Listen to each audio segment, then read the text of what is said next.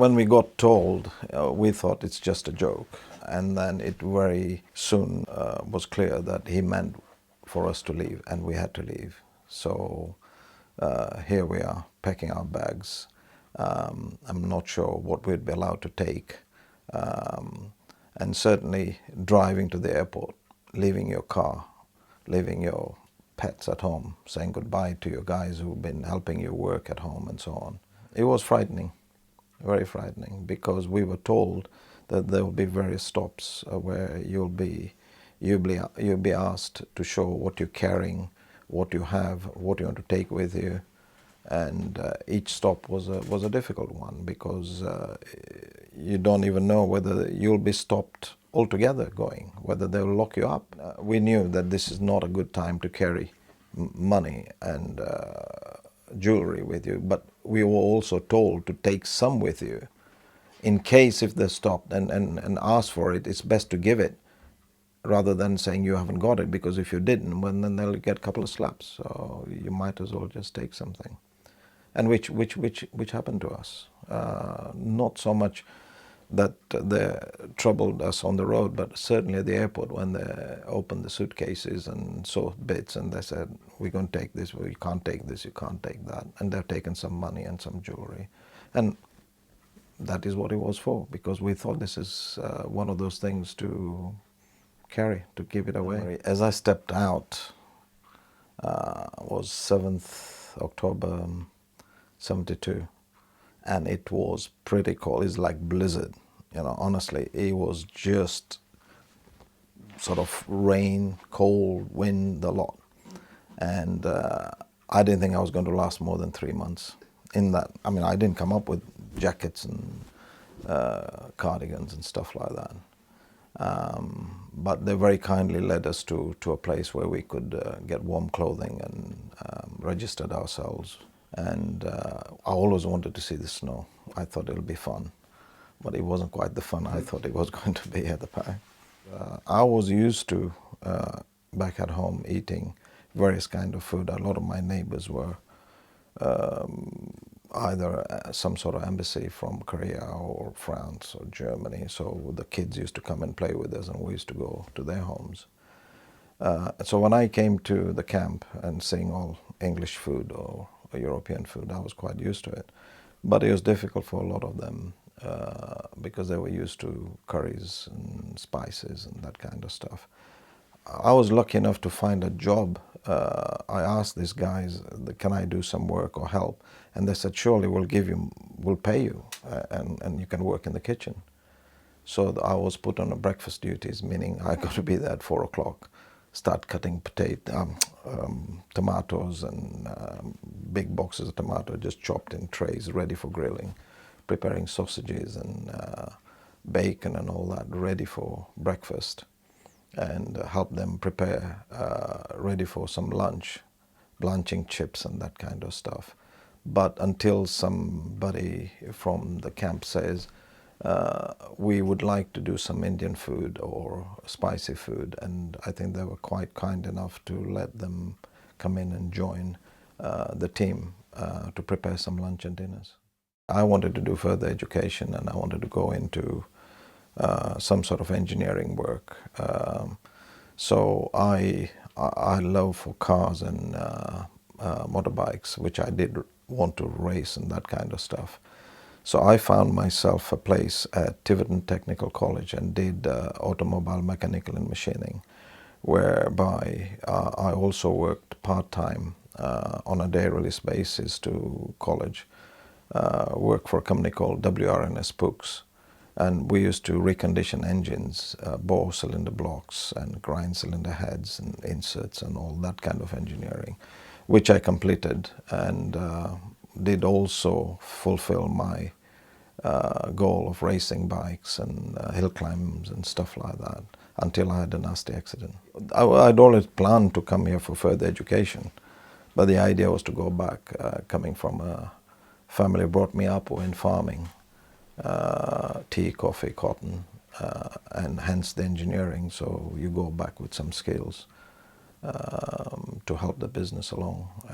And certainly I thought I'll probably get back and get involved with something like that. I never knew that my path of life and career will change in matter of days. Getting in the plane, sitting down, you don't know where you're going to go. You got 50p in your pocket. One day you are being looked after by a team of people at home, parents or families that I was with, great businesses, never had to do any washing, this, that, and the other. Next thing, I'm washing dishes in a restaurant, so it's not easy. But you got to take as it comes, and it certainly has been good for me. I learned a lot from that. It taught me how kind the people can be. I had quite a few local friends I made through there. Rob Waldron's one of them, who not only have I been friends with him for all these years, but I was a best man at his wedding. And I also found myself working at Tiverton in some of the pubs and restaurants, and get some experience in catering, apart from what I did at the camp. But certainly in Honiton, I did have quite a few friends that I made and kept in touch with them, which eventually brought me back to Honiton when I stopped doing engineering because of the accident. And I started working for Deer Park Hotel, where I did the training for French food. Well, the life's changed totally. I mean, when I was probably 16, 18 or 20, you think your life is going to be in Africa. You'll be living a normal life like all the others. But then when I came to UK, you just didn't know what the future was going to be for you. 50 years later, we realized that we've been very fortunate, or we were fortunate then, we knew, to be alive. But as to what sort of career you were going to follow or take, didn't know. But as I said to you earlier, I thought I was going to do engineering and I was probably going to stick with that. But life changed with my condition, and then took up catering, and I'm glad I did, because my love of food just grew pretty well from them. And the restaurants I owned and hotels thereafter, not only worked but owned in a partnership with others and my own, did give me a lot of pleasure, and met a lot of nice people, including some celebrity in footballs, golfing, rugby, some film stars, and I didn't think I'd be close to those people, but I was lucky enough to serve them, and it was great. And met a lot of people, and the business has been good. Life's been good, family's good, kids are good, and they've studied well.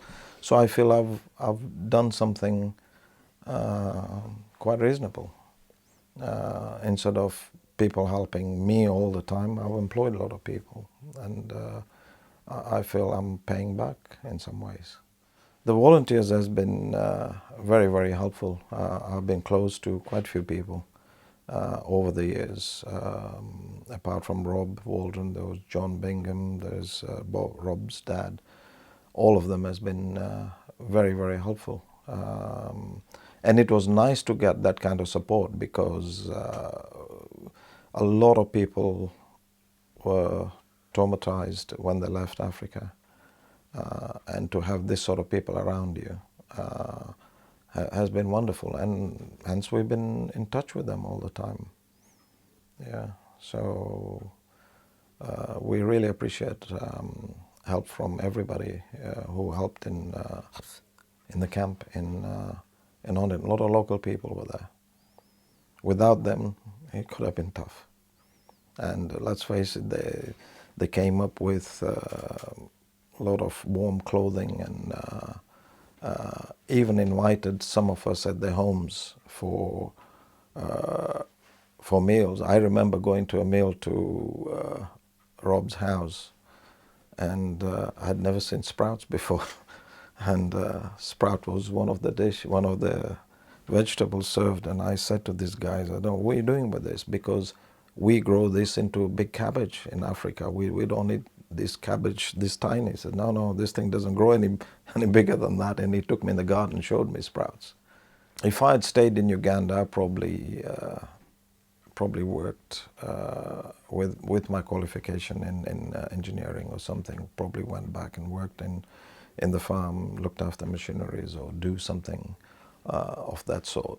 Africa was easier life because everything was set by family, friends, or here I had to fight my own battle from the word go very early. And that's where all the volunteers and friends around you came very, very helpful. I wouldn't change for anything now. And certainly security. Africa was good, but you just don't know what could happen to you.